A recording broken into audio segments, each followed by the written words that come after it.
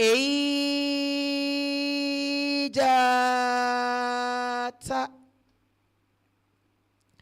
Kwabena. The donor from Ejata Koko. School time was porcupine.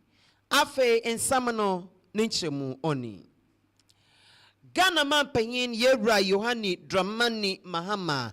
Wakasa na ozunsambi atutugwa no orichemu de se yehwe oman Ghana ha nsu akwan ahododoso ye pa nanso enimpa binim aye asobreche ene enimpa bim so wa won adwene hwe fo won e won wiase ma wo beyi de minti no ekwan a odawa ode nsu fa no amafo ahwanyame na enimpa nanyim ene we pagya edan wo sisi wo sisi adan e won nsu no kwan enti se nsu tadama ode nsu no nya kwan no ona me edana wesi esi kwana no nintino ensunu ntumonko enti anamdo amama panyin mahama ashade impanyinfo enhye na nsu kwan biara wotisi adan bia no wonhye na wontu dwuma mesi moboboa amansu yiri no nutun etuma brase ewo oman Ghana. Things have been unusually heavy, and that is why we're seeing the extent of flooding that we're seeing. In other years, it's not. The rainfall is not as heavy. This one started in May and has continued all the way into June. And so I've directed a task force, NADMO and all the others, to do a presentation to us. We're going to identify all the restricted waterways. And when they have done that, I'm giving the directive that they should go ahead and do what they have to do. And I hope that when we do that, all Ghanaians would understand that it is government's business to protect the safety of all of us. We also need to invest in education, information and education. And so the government communications department and all others must come and put, educational material out there. Now we have the new media. We should be able to do small skits that show our people what not to do in respect of the kinds of things that we do that create problems for us.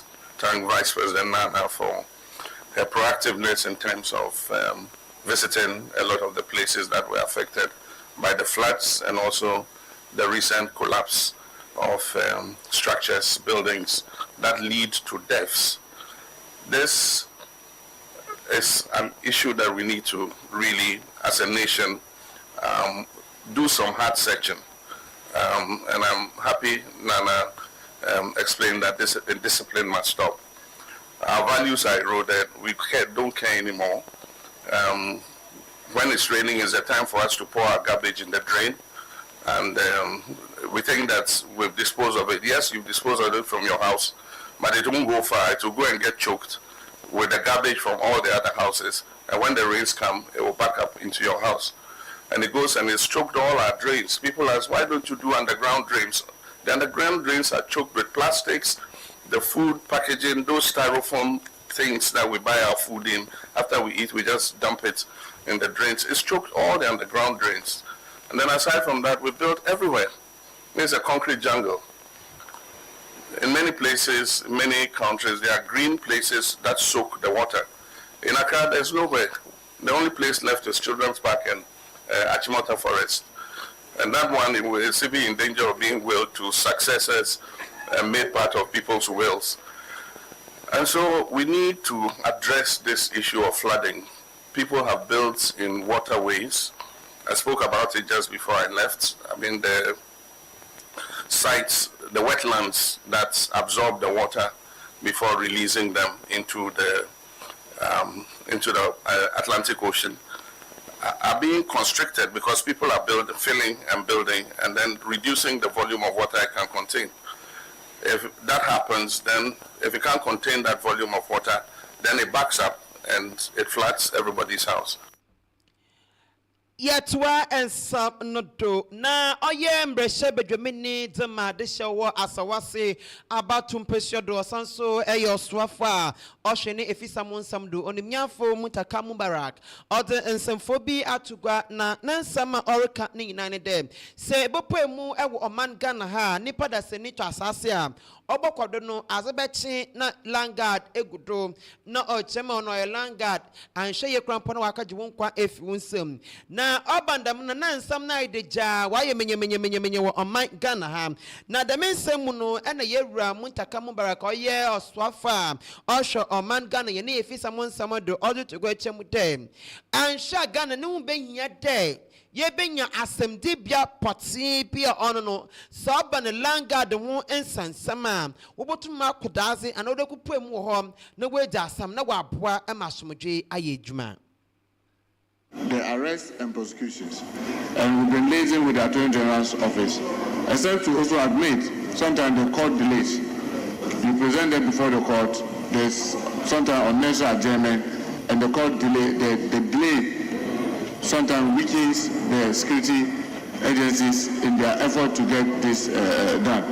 But I want to assure you, like I said in my answer, that many that have been seen, even with Catalas, have been prosecuted for use of it.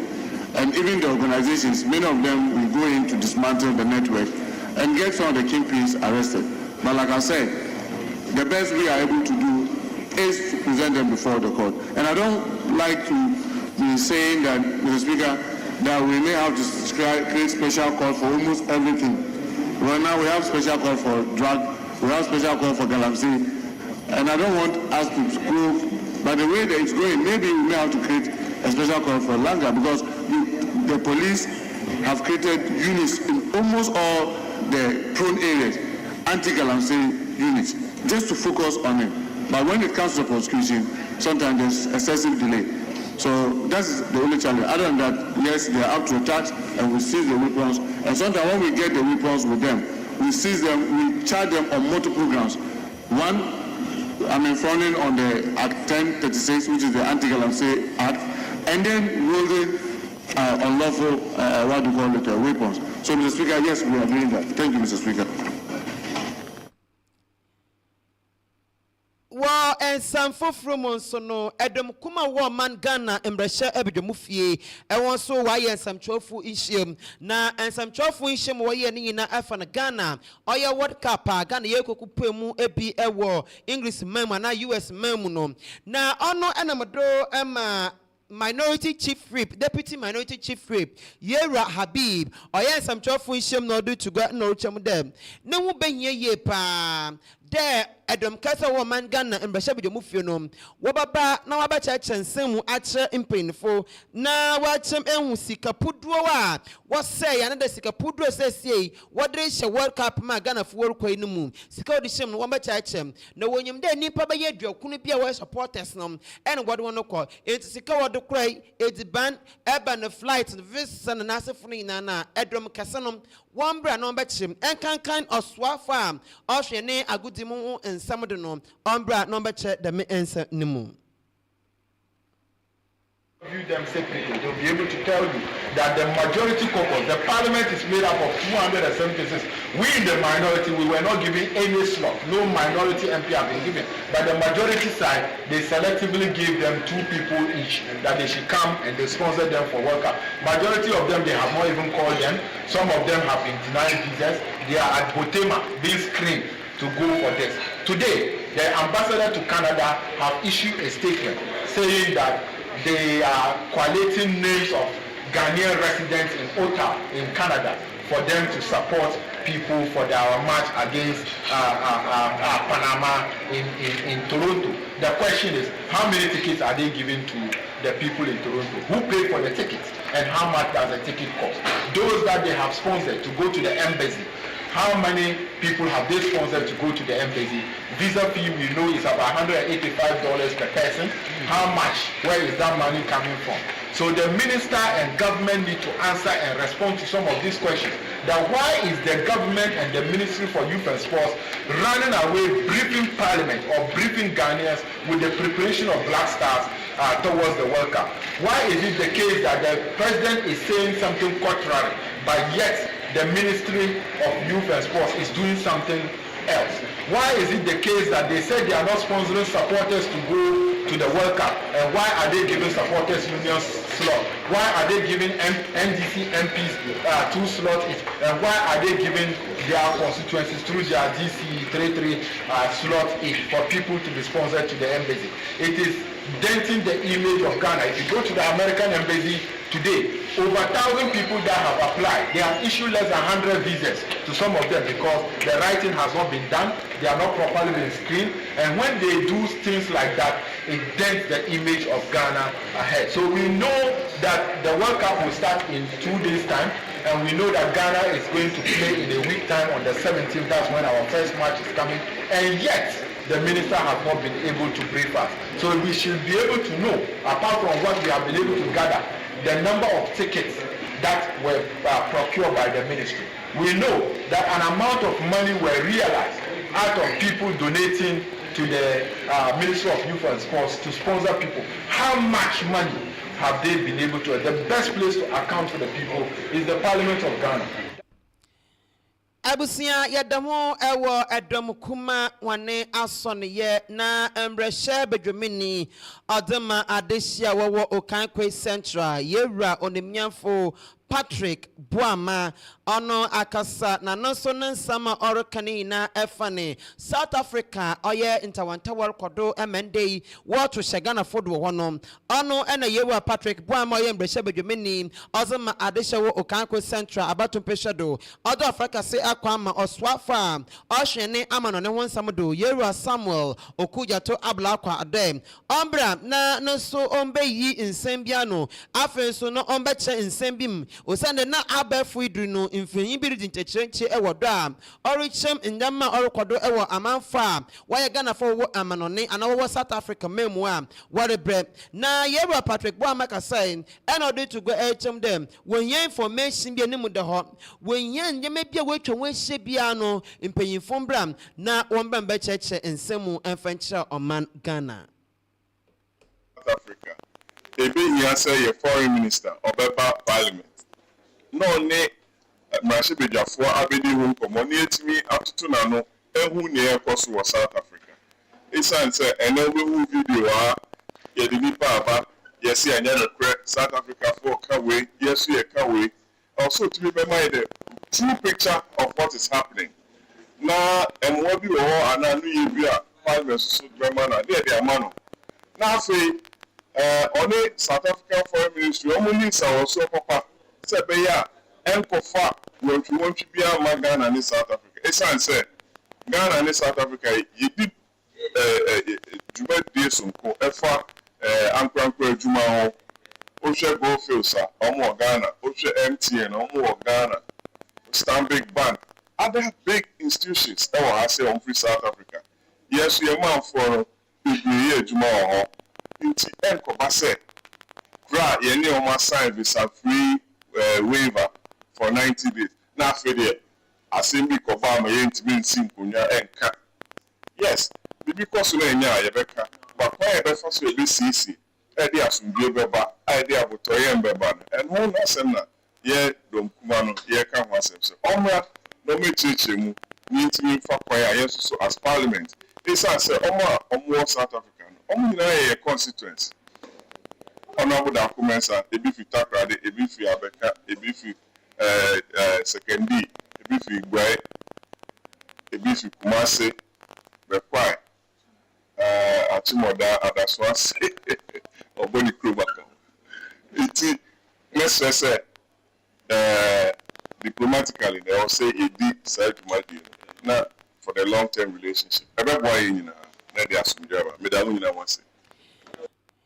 Yet waka siebo no do make out there ewiaber akan ka siebo ena wasu guda erite ye defien men studio do blog no upper class school junction ho ena nsemi yetintim ye defie yadrosomo ende ewiabri na yekopemu ewo obuasi Easter imbrehye bedwemenia oho yonumiafo Patrick Buache Yadom oda to go achem de sisiaraze no benye ye de ayersabia awodo a ye won oman Ghana ha sisiara no wombu ya no emwa kanwuram emende sabio emwa ene wo koma didi emwa ene mo koma yeresa emwa no wo yemu adwuma ne de ne hu rembo ye pa enti no obaya campaign fo hwe na de me ayeresa bia wakeka nwuram no won hwere wo mbo ya no no ma ye ne apomoti ne nsam ntumi ngina branding na ayeresa bia bi at the 38 Afari Hospital Military Hospital ene Sevilla Hospital ni nyina no oda mpanyifo wo ye ntam na wo hwe no wo ya no na obwa nso ema pressure ahodo a oda ayeresa bia ahodo wo manga na ha no wetuma abefom enkankan ebenkan krodio ma ha ayeresa bia wo ni nyina no ayada pressure eda wono do sempanyifo hwe na wotum bubu de me ayeresa bia ni nyina na obobwa ema pressure oda ayeresa bia ahodo ye no manga na nyina no obotum wabra ase. Region population is almost a par with that of the Greater Accra region. Count the number of hospitals in Greater Accra, Ashanti is not close to it. So in a region that is about same to the Greater Accra region, let's just be generous to the people, because here serve the needs of the northern sector as well. It's the largest. So let's be able to recognize the feeling of the people and do what we said. John Mahama said he would complete existing projects. So be existing ones and a new one. On his Facebook wall, February 2024, he would complete existing infrastructure projects before he does new ones. But now the president is doing new ones. Now Bonnie Bena reaching where I am, and now people have to sleep on the floor, and hospitals have to be closed. Who do you blame? It's not the doctors. We should blame those that have the purse and are not executing it in line of the interests of the people. You are putting 70 billion to big push. Last year 13.8 billion, this year 30.8 billion. The whole Agenda 111 hospitals will take only 17 billion, $1.5 billion, 17 billion. If he wants to do it, he can do it. But talk about this place, they need almost about 200 million cities. You are spending big push billions. You can't have just about 50 million for the contractor to complete this project and then pay the rest in about 4 years. You would agree. This is please be using the platform to appeal to government. This is not politics. We are just asking that people want these hospitals abandoned open. Ghanaians don't care about who completed what. They care about how they want to use it. Let's make do with our words. And what you know, on a young for Yatwa and some no and some from na oye fifth mantum of swafo on the minyamfo eko pain ochre eduamwa ono so akasa na nensa mo kan yin dem impan bebe no so worisi aban ndwuma another way aban ehu edwuma ewo ye ne omani ma contractors ahodo wogu site wo ye edwuma no so woni wa na amafo bi agbewura site wo na nzama na wodi ye edwuma no na wo wiawia enti onamado emo wa share MCs and afa so DCs wo infifini mantum wo dem edwuma bia de wo ye wo infifini mantum wa oye aban edwuma no obasra pa wo mo enyo enko ho mesmo be ye enkrofo bi nkise chir na wo mbambambu via aban no ne japade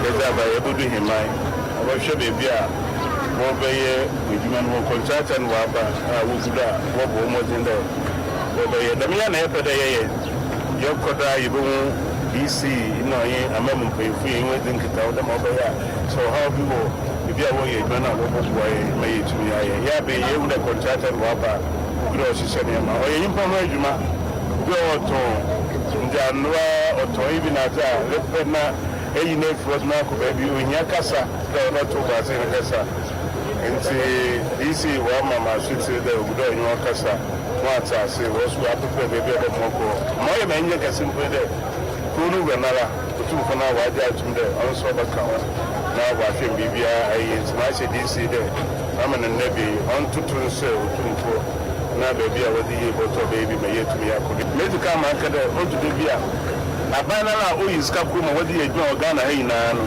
edwa kura wa kan today e blog day aban se oyi e Ghana hey na abako mantom ana mensin bi wonye bebe ni na so wo ko school abako mantom ana mensin bi na wo wadi kumpa yin ode bi so na ede nsa oyenya ye danyi mi usba na madam o sana aban na Oya no ya ban ko nara. Onso Asante regional ban, no so Central regional ban. Oya man pay man nara.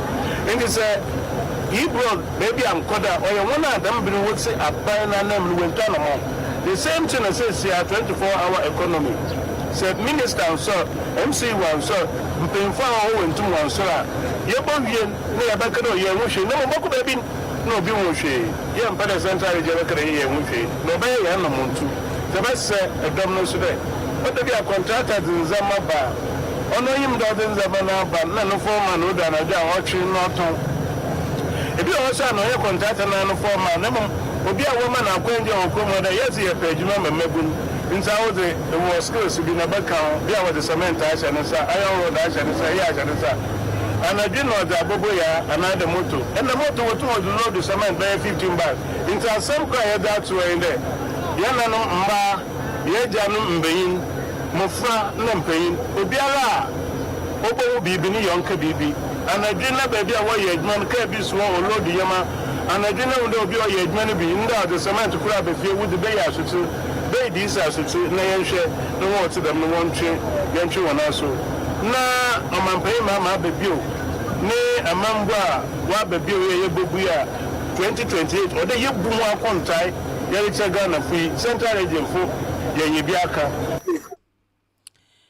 yetwa kasiafo nodo na yekopemu ewo nsanfofuru ma ekro enwa ne de nanu ye de na pa enwa no wase court of no court assembly bi edi wonji woni ndida aba asama no kro biara enhyeda eni assembly bi wo enti ena ho no wanje court no endi na woye adehye wodoma east mensin no no wobono epoye bono mantom no ena wode de men nsam atugwa no wachem dem sa wode asama court pa de ila imsmlai wonfo nkoda nwa wo hwe na waka no ofie na waboa emebibia ye antza monso da duabo no be ye adwuma obokokonfo ana de nusini wo na wa hwemedama asam na wa aba no wetumesu anom abre ni binim nsamtwafo kasa no ena wodo itumi dem Ghana ye na judicial system no oya da ombo ye kura anwa no hu nda ombo hwan afenso no okyem de Ghana esenyi sika ede be for lawyer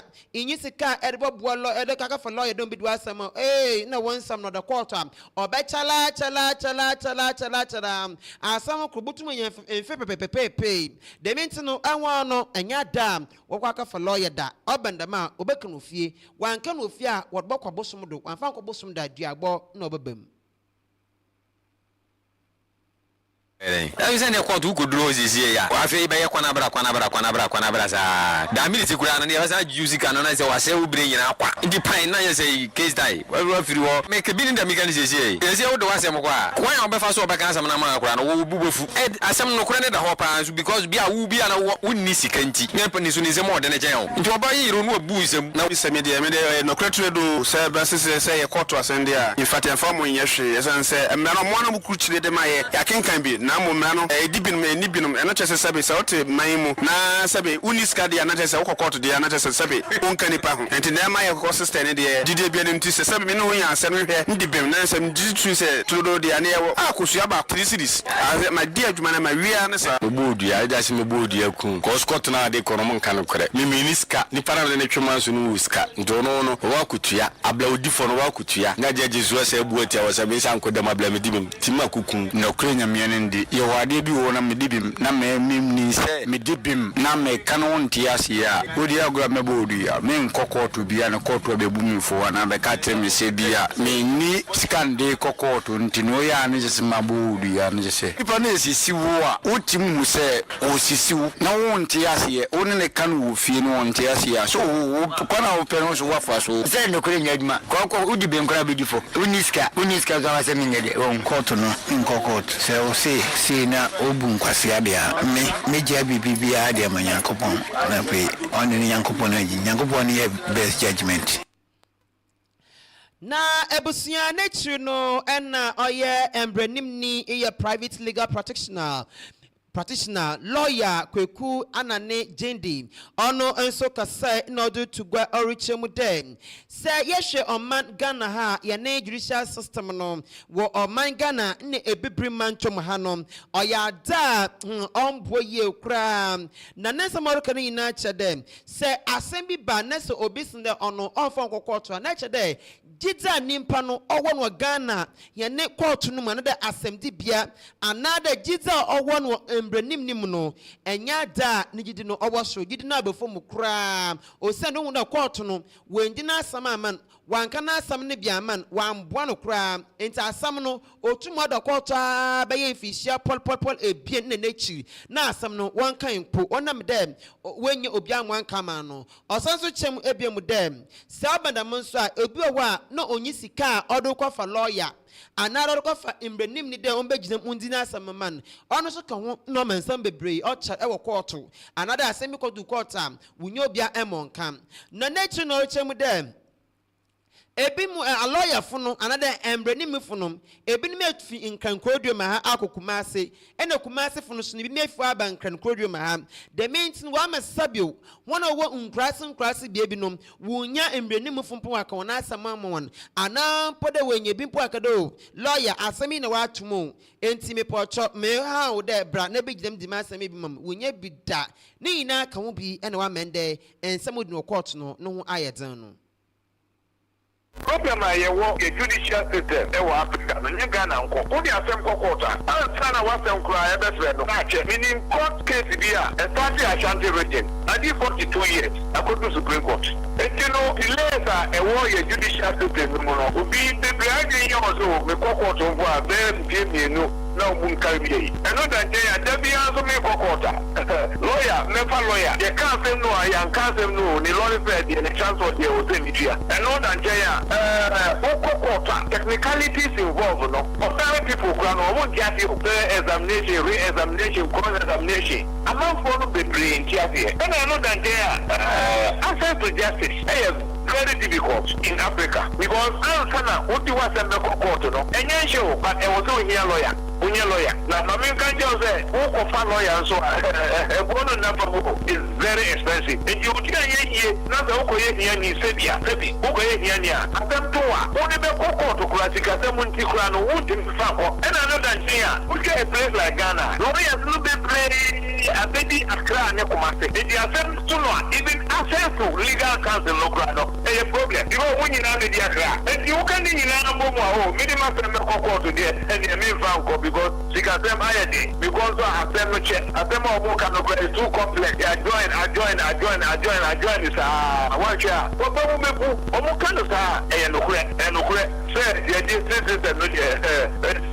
the delay. The bills are too complex for ordinary people to understand. I joined the young room man, na young quad young command. Na owie no lawyer Kweku Anane Jendi.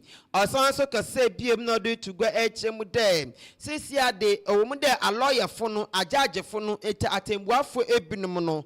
Enwo no wudi no kwapa asem bi wo a oyo green blue obaka enton we hu de the make nim pay the odi no kwam.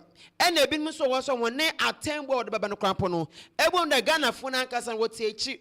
No obi sa won nsem bi de aso asemi ya lawyer anado tembuafo ubu aten wo wi asemi ne papa mana ana papa ya asemi oken yo ya na entini nyina ka wo bi e na obandam obi nya gidi wo lawyer mu obi su enya gidi e wo lawyer mu.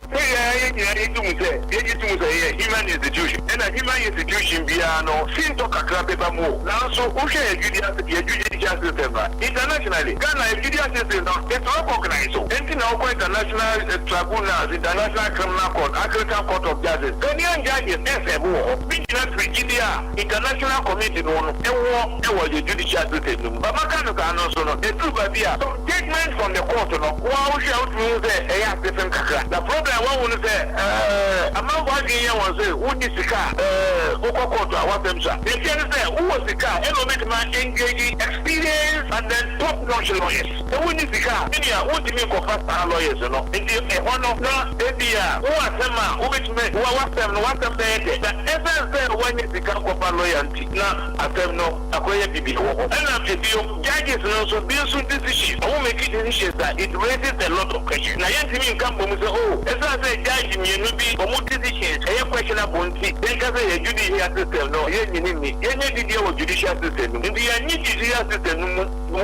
andia what is the alternative afema me franco agrada on Mumbai and let me go to you it is the only alternative we have you know say a judge for no afemba omo twaso na omo kan no tem na say you hear you mean you hear you there was there in the bedroom anymore there is equality before the law ye na ye pe e wo mrano ani Yen free and some young for Yenchemu Ewo New Jabin South Mensin Croponimo. Na Ekopemu Poyamantum wa Oya Eastern Regional Ghana Unions of Traders Association and one and workers say na once one and some are working in them. Waiting paying for your papa Oya New Jabin South Municipal Assembly Oya Town Hall meeting be occurred. Jumedi Bukrasa waiting paying for your na as some working in a onion them.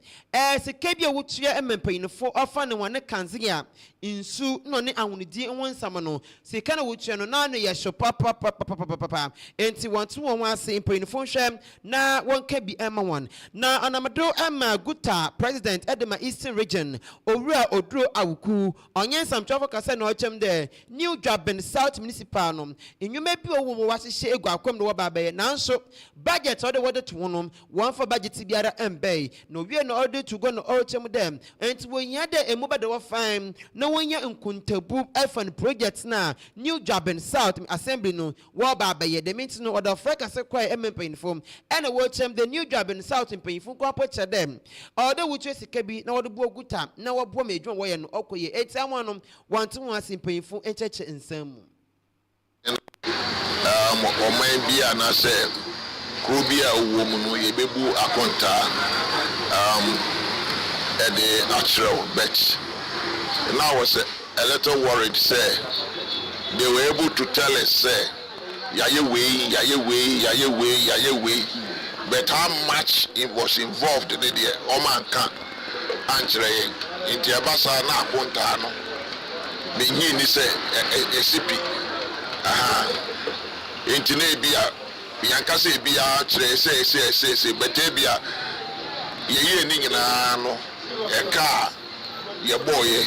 In ye and maybe at 2026 you see a way budget a ye di SC ye ni suninese no na ma wo say akontabu and yebu and the actual na we dey akwakoye akontabu afafa international side no betimi a kire yen finances e ko ma because when it's just to send who read the budget and the actual crop Jimmy Massa to force a bit to make a parliament. So, Quaco reading budgets. Oh, I can't Yahweh, Sika, Camodia, or Kawasa, but when I make a note, I say, oh, Buaconta, a say woman, and you should down. A so many should down. My way. Even the crown or Nanka, so much to meet assembly, no income, be a minor, and the same a brain. Yes, so internally, no, yet me generate say, and yet I say, and I yet dinner, because so who won't at the actual my man. Now, Yahweh, you knew how much was involved that. And no, I can't have and webu at the actually, but me name say, be a district assembly policy, no, so any actual so move Wakontana. Then I cannot afford them. So in America, I say. Yenfa and Seminole Kobe, it was Zoom line on that before us on here. It says Siaminuko say Oyaza Zoom Lion and afen so Nadmo metre at Rencham Buafuku wak one album one fed them na DML wak on album wash and a woman D and once a metum aquaye ewo on Campopuniment and Omanga Hanintinom. What in the 4 popular bassa is wa word the midge mate 9 paying for the mediano one and some truffle casse. Experts in the sanitation industry and see almost a boy na baby I got to see a choky currency who be underground drains be choky and see near cleaning and you know Mr. Mepese I'm Mutifia they say a president to say national sanitation day every first Saturday of the month so community be to me undertake sanitation day you sure say you shouldn't be talk flooding be bad and yet you nti obi anso embomodin sewa wo hu se obi e de bola bi wo bola no mu hwegu mu wa top no man problem but say I wish be a way got bola sacks edu ana edu drain we my be choke yan ko biom san konso anso no be den na ebu afas na lorry kwan so nyina aye flood nti ye best set my mofo say djuma ya ye di omunti ne ye no ye mpese flood nti na obi adjuma be say se flood ba na ko fie ube po ama onema o japade a was sika de atonya na ase no enti o mo aban no na yenso yenye de ye mbo mo enti we ye friend no do campaign enti no do chere say se o pra o fie o balance wa men twen na insu to a o de gum but who's sa bola farmer the appropriate body no mo fan ko hwengu e man nyina Abusia eti eye painfa waka ho bom wo hwede ahoni din sambotum akonenyim wo oman Ghana ena nankwado na enkapompuni mantomu ena eti nenkano aha ena embene makwan mamede ewiaber akanka sebono mede besi amo aseda enkoma Oakman Moto Center for Trade Trustees Multimedia Institute, AFESO TM Event, and AFESO Trustees Network Group. On one of Mechidom and they were bri, Mamete Akan Cassiabono, Medeba Bosumu, and the Aviabri. As the so and comma at Acusia Depa and Anaya 1 and what time echi, AFESO Francis, when our boom and our boem, and Mamede Cassiabono, Mede Ebabadano. Miam Bosumu is not major do Aranyane. Ejata